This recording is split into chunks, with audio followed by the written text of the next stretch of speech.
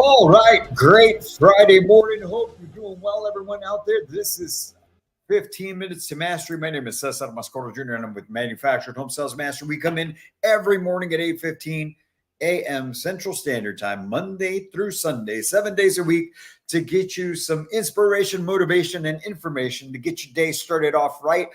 And we always start with a quote and get it applied to life, get it applied to business. And today, we're following up on what we talked about yesterday, which yesterday we were talking about the culture. What's the culture that you bring to your office? What is the culture in your office, right? And we talked about how it starts with us, how it starts with you, right? And so that's why today's quote comes from none other than the great philosopher, Dr. Seuss. Dr. Seuss wrote, "Only you can control your future. Only you can control your future." All right, those are some pretty powerful words right there. Very few words, but very powerful. Only you can control your future. So, with that being said, and talking about the culture yesterday, we are talking about how you respond to things, how you make an impact, and how you can truly take control no matter what your situation or position is within your location or in your life, in your relationships, right? But as always, we're mainly speaking business here.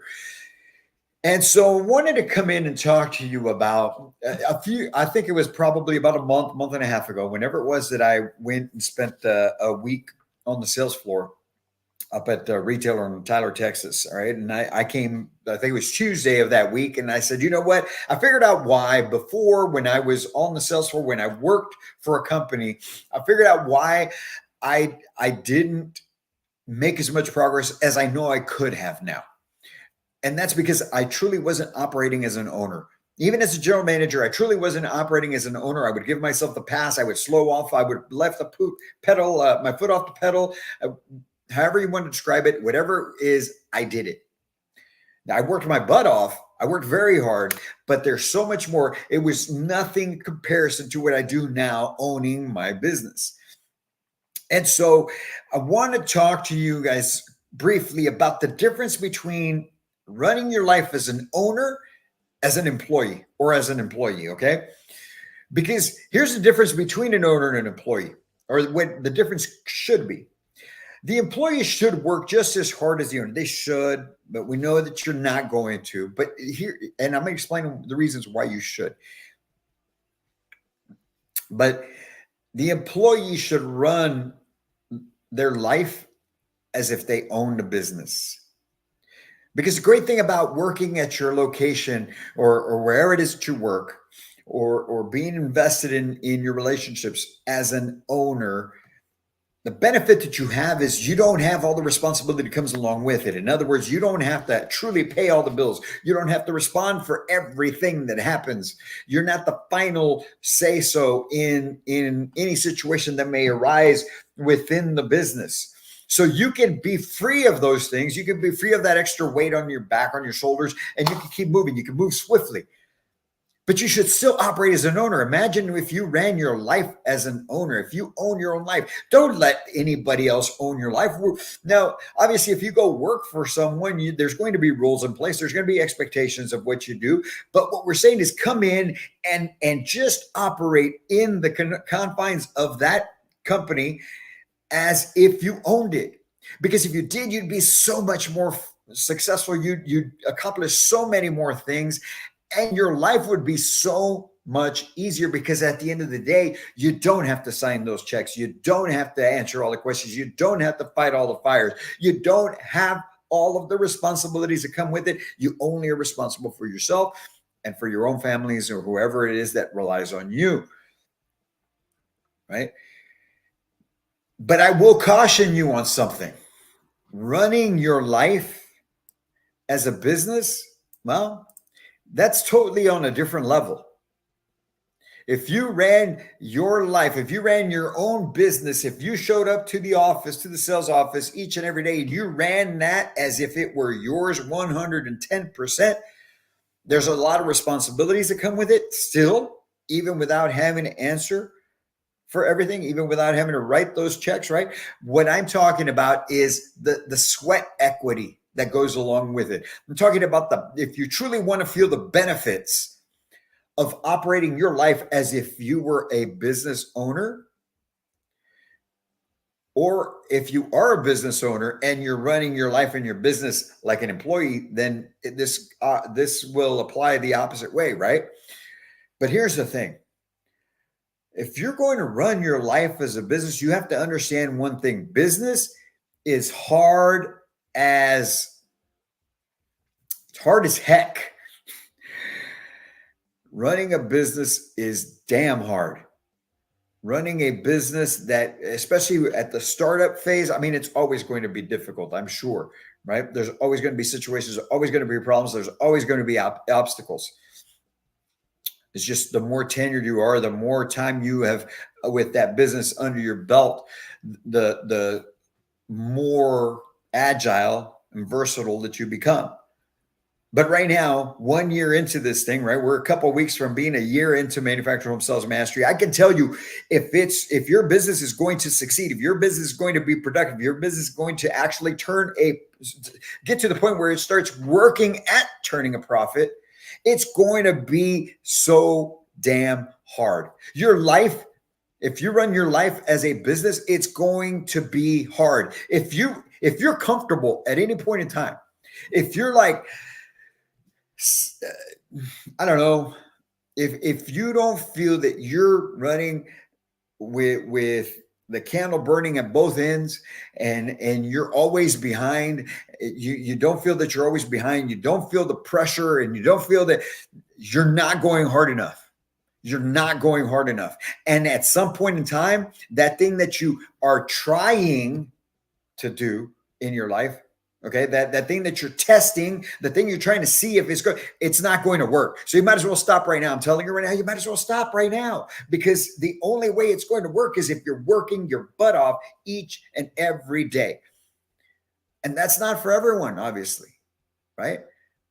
However, the benefits of doing that are so much more, even if you don't own the place. The benefits to you will be so much more, but it's going to be difficult. And you're going to be working all of the time. We all want to convince ourselves. We all want to, you still hear about it online everywhere, and just different podcasts all around this work-life balance. And you got to, I'm here to tell you, you own a business that's going to do something and that's going to be profitable, that's going to do something big. There is no work-life balance. There is work and life, and you're trying to fit it in as much as you possibly can. Everything that needs to be done on top of just what needs to be done. There is no, I'm going to set my own hours. You say, go ahead, set your own hours. Go ahead. You can do it. Set your own hours. Just expect to go work for somebody again. I'm going to set my own hours with my thing I'm trying out, my hobby that I'm trying out. Go ahead. Set your own hours. Don't push. Don't go after it hard. You're going to fail. I mean, I know it sounds harsh, but it's the reality of it. We go hard here each and every day, 18, 20 hours. Yesterday was a 20-hour day for me, 20 hours. And there's still more to be done. I could work 24 hours a day probably for the next 6 to 8 months. But that's just what it takes when you're getting started. That's what it takes when you're truly committed to making it a success, right? And one of the other important things, folks, right here, don't go looking for opportunities. When you own your business, or when you're in sales and you want to run it as if you own the place, you don't look for opportunities. No, you hunt them down, because they are hiding from you. They are running from you. They are always going to be elusive, and you need to hunt them down. You need to track them down. You need to take them down, and you need to skin that thing and debone it everything that you got to do. That's the mentality you must have. You must hunt them down, plain and simple. If you think that you're going to be hands off it, I don't want to be pressured. You're never going, you're going to starve. You're going to starve. I don't want to seem pushy. I get it. But that's the uncomfortable part. You're letting the discomfort run your life. You're letting the discomfort run your business. And that discomfort is going to lead to failure. You have to get comfortable at the uncomfortable. And the uncomfortable is you sending proposals, you calling and following up. You don't get an answer, you follow up again. You follow up until you get the yes or the no. You follow up until you get the yes or the no. You need an awesome spouse or partner. Yes, you need somebody. You definitely do. You definitely need someone that is super supportive. That's for sure, because you're going to spend a lot of time in your business.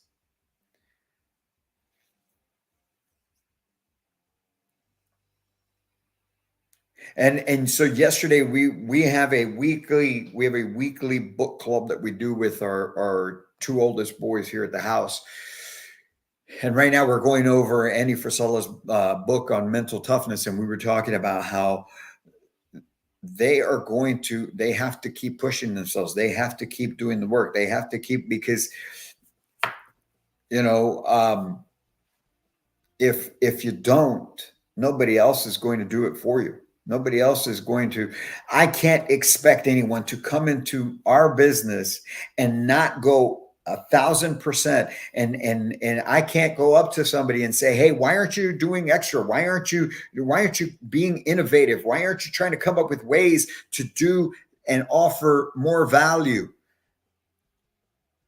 And not get compensated for it at first, right? Just doing it to build the value to be able to get compensated in the future. I can't expect anyone to do that if I'm not doing it myself.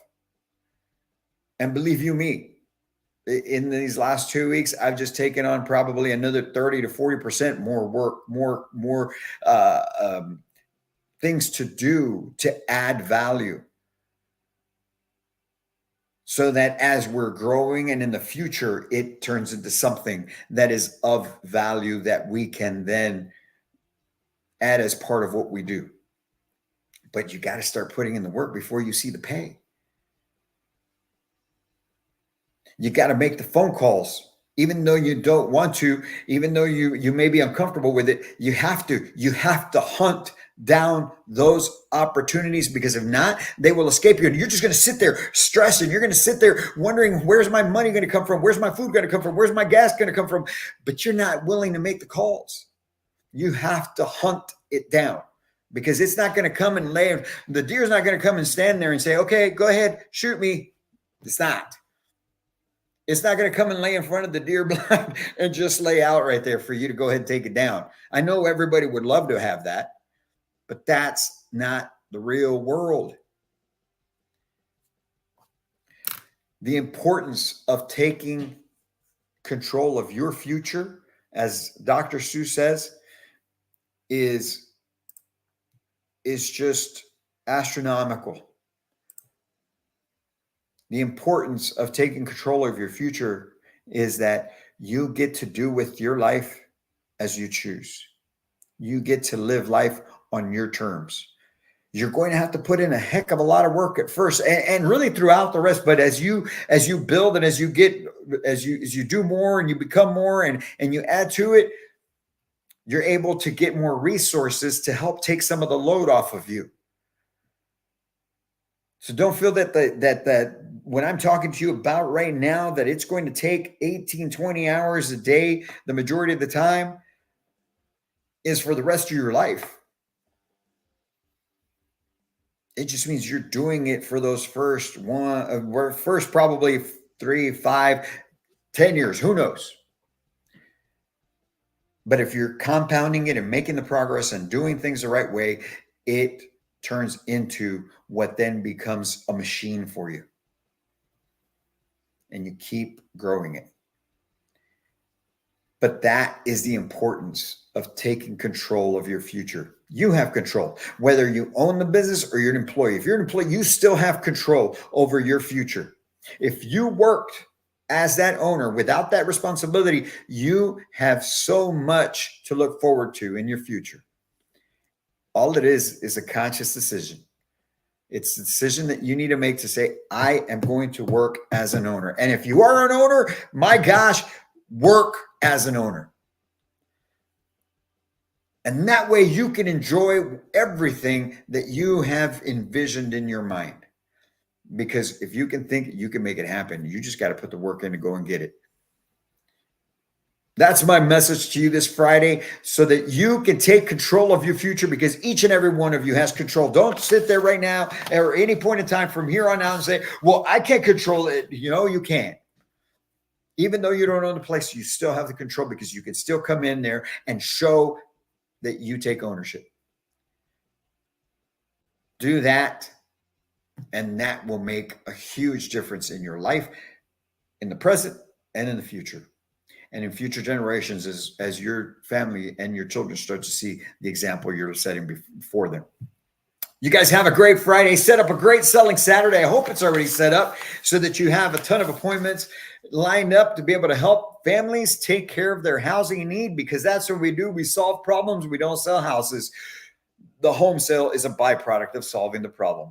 Remember, become that help center, solve the problem, get the deal. You guys enjoy the rest of your Friday. We'll be talking again tomorrow on Selling Saturday at 8:15 a.m. right here in 15 Minutes to Mastery. And until then, as always, I can't wait to meet you.